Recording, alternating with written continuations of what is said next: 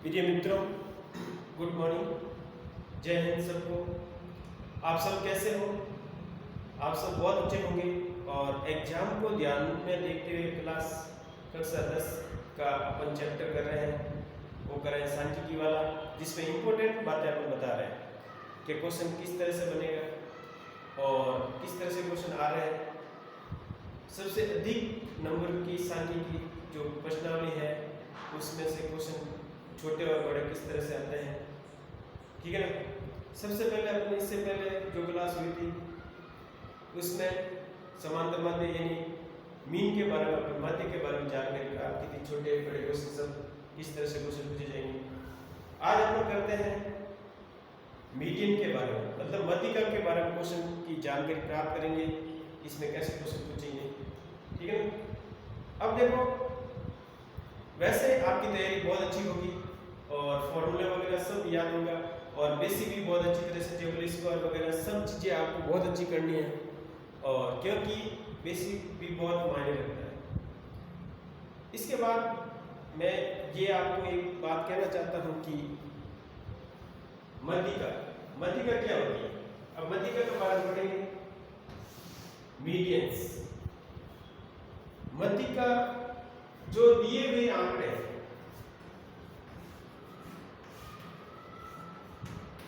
दिए हुए आंकड़ों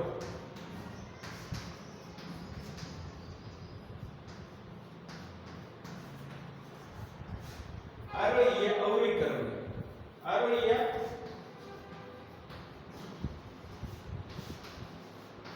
अवरोही क्रम में रखने पर, आरोही या अवरोही क्रम में, आरोही या अवरोही क्रम में संख्याओं को रखने पर, छोटी से बड़ी या बड़ी से छोटी रखने पर जो बीच में संख्या आती है, सम संख्या है तो दो संख्या बीच में आएगी, सम संख्या है तो क्या आएगी, कंडीशन है सम संख्या है पर दो संख्या बीच में आएगी, दोनों को जोड़ के दो का भाग देंगे। यदि विषम संख्या है तो संख्या एक आएगी बीच में, वही एक इसका क्या होगा, आंसर होगा, ठीक है ना। अब ऐसे विषम संख्या में ऐसे n+1/2 ये सीधा होता है आंसर इसका। ये मध्य के लिए हम इसमें काम लेते हैं, ठीक है ना। और इसमें n/2 + n+1/2, ठीक है। इसमें दो संख्या बीच में आती है, सम संख्या होने पर इसमें एक संख्या आती है। और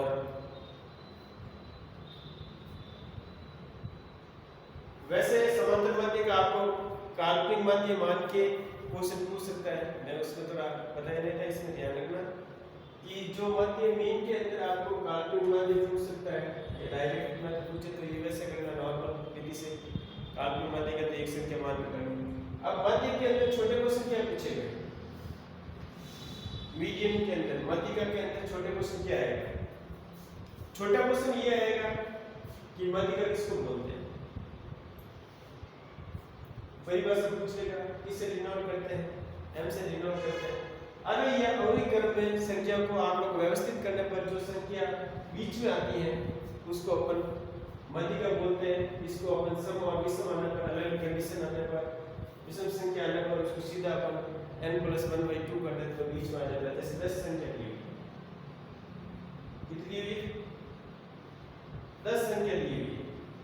विषम संख्या की बात करें, 9 संख्या ली हुई, 9 + 1 10/2 मतलब 5, 5 क्या है 5, 9 संख्या 5 आएगा, 4 इधर छूट जाएगा, 4 इधर छूट जाएगी।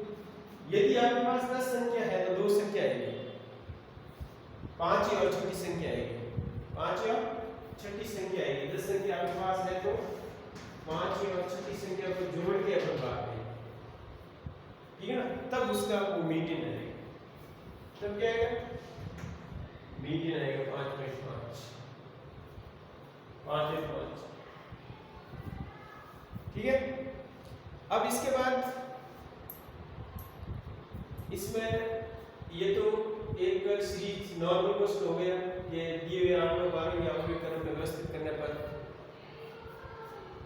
और ये इंडिविजुअल सीरीज व्यक्तिगत श्रेणी के अंदर ये बातें होती है।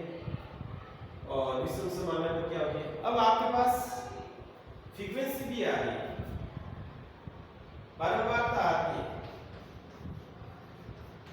बारंबारता आती है तो अपन संचय बारंबारता निकालते हैं।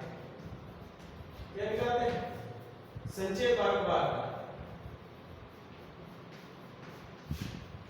संचय बारंबारता निकाल के अपन मध्य का ज्ञात की जाती है। संचय बारंबारता निकाल के मध्य का ज्ञात की जाती है। जैसे इसका सूत्र क्या होता है, m बराबर n plus n/2 minus cf upon f into i। ठीक है ना। n क्या होता है, टोटल नंबर ऑफ संख्या होती है, टोटल की योग आता है वो n होता है, संचय बारंबारता n/2 करके वो निकलता है। cf उसके ऊपर वाली बारंबारता होती है। ठीक है, l लोअर लिमिट होती है। ठीक है ना, l क्या होती है, लोअर लिमिट होती है। n/2 कैसे निकालते हैं, जैसे इनका योग आ गया 10 तो 5 के सामने जो संख्या होगी वो लेके अपन कॉलम उसमें l हो जाएगा। n/2 तो पता ही है, टोटल में से हो जाएगा और cf उसके ऊपर वाली f जो उसके सामने वाली f के l के सामने वाली। ठीक है ना। फिर क्वेश्चन करेंगे अपन तरफ तब पता चलेगा, ये तो आप छोटे क्वेश्चन बता रहे हैं। ठीक है ना। अब इसमें फॉर्मूला ये लगेगा और अपर जी समावेशी की बात है, समावेशी श्रेणी आने पर उसको किसमें बदलते हैं, समावेशी श्रेणी आने पर अपर जी श्रेणी में बदलते हैं, अपर जी श्रेणी में बदलते हैं। अपर जी श्रेणी में बदलने के बाद अपन संचय बारंबारता निकालेंगे, फिर अपन n/2 निकालेंगे।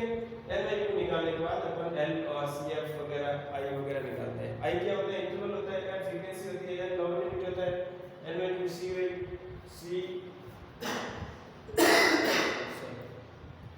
cf क्या होता है, cf उसके ऊपर वाली बारंबारता जो अपन निकाली है वो वाली होती है। ठीक है ना। और यहाँ तक हो गया। अब इसके बाद अपन देखते हैं बहुलक क्या होता है। क्या होता है, ऐसे क्वेश्चन पूछे जाएंगे तो उसमें थोड़ा ध्यान रखना, छोटे क्वेश्चन क्या क्या पूछ सकता है। और l का मतलब लोअर लिमिट अपर लिमिट वगैरह। ठीक है ना। n/2 टोटल योग होता है, उनमें से 2 का भाग होता है, n/2 आ जाता है।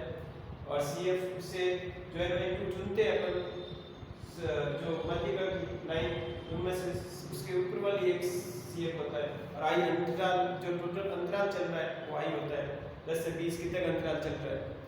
f फ्रीक्वेंसी होती है जो n के सामने फ्रीक्वेंसी कितनी है। ठीक है ना। अब उसके बाद हम बहुलक देखते हैं। क्या देखते हैं, बहुलक देखते हैं। अब देखो बहुलक देखते हैं। बहुलक का मतलब मॉड होता है। सबसे पहले हम माध्यिका के बारे में बात किए, उसके बाद माध्यिका के बारे में, फिर बहुलक के बारे में। बहुलक मॉड z से प्रतिष्ठित करते हैं। किससे प्रतिष्ठित करते हैं, z से। अब देखो बहुलक का मतलब होता है बहु मतलब बहुत अधिक बार आने वाला, बहुत अधिक बार आने वाला नंबर्स को बहुलक बोला जाता है। जैसे बहुत सारे आंकड़े दिए हुए, किसी के नाम से जैसे ABCD सब दिया, तो बहुत सारे इसमें लॉग निकालने इसमें कि a कितनी बार है, a ज्यादा बार है, a 50 बार आ रहा है, सबसे ज्यादा बार a आ रहा है, तो a इसका आंसर होगा। a क्या होगा, इसका आंसर हो जाएगा, क्योंकि इसकी बहुलक बारंबारता बहुत अधिक है। वो संख्या जो बहुत अधिक बार आती है, बारंबारता अधिकतम हो, बारंबारता अधिकतम हो, वो क्या होता है, बहुलक कहलाता है।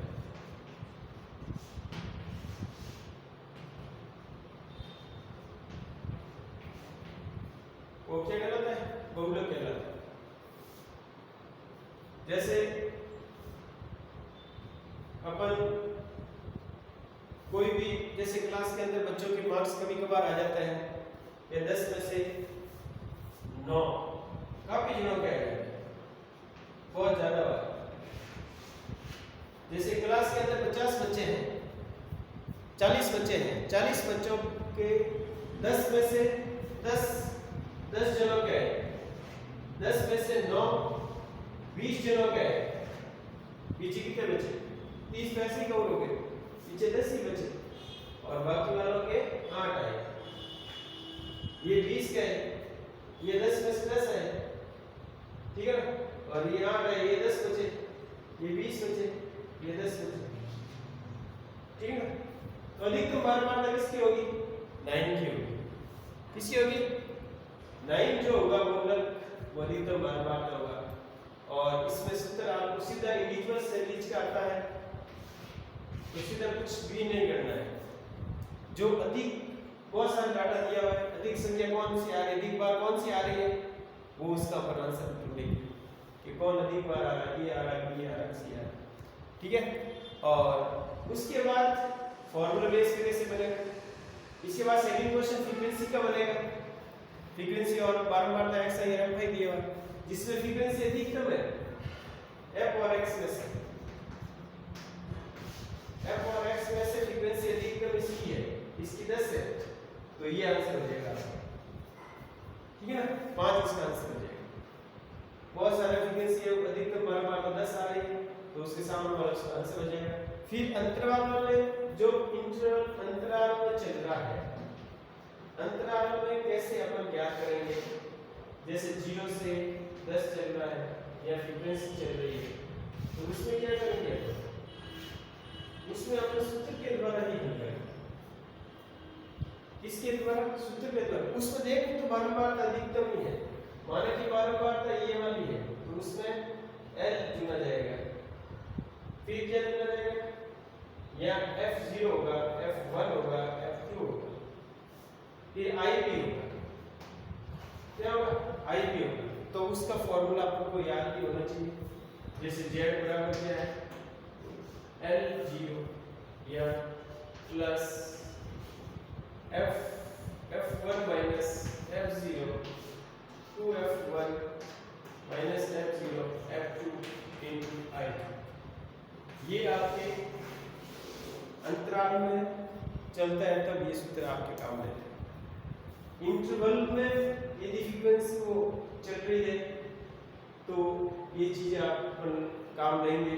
F0 होगा, जो L1 के सामने F1 होगा, उसके ऊपर F0 होगा, उसके नीचे F2 होगा, उसके नीचे क्या होगा? F2 होगा। ये बातें आप ध्यान रखें। I का मतलब आप सब जानते हो, इंटरवल होता है, कितना का चल रहा है वो आपको ध्यान रखना है। और L0 लोअर लिमिट होती है, ठीक है ना। फिर F1 तो पता ही है। ये सब मान करके आपको सॉल्व करना होता है। कभी कभार आपके फॉर्मूला सीधा पूछ लेते हैं छोटा क्वेश्चन के अंदर, तो फॉर्मूला तीनों के याद रखने हैं। तीनों के फॉर्मूला देखो, मैं आपको यहाँ पे लिखा देता हूँ तीनों के सूत्र।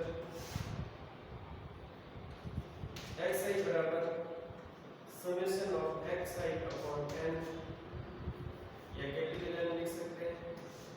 एक तो ये सूत्र है, एक ये सूत्र है summation of fi xi upon summation of fi, ठीक है। और ये दोनों समांतर बातें हैं। फिर मध्य का L plus n/2 minus CF upon f into I होता है। और फिर Z का क्या होता है? L0 plus F1 minus F0 2F1 minus F0 और F2 into I। ये तीनों सूत्र आपको अच्छी तरह से ध्यान रखना है, और उसकी वो भी बातें याद रखनी है कि L क्या है, L लोअर लिमिट है, F1 क्या है, F0 क्या है, I क्या है, N/2 क्या है, CF क्या है, F क्या है।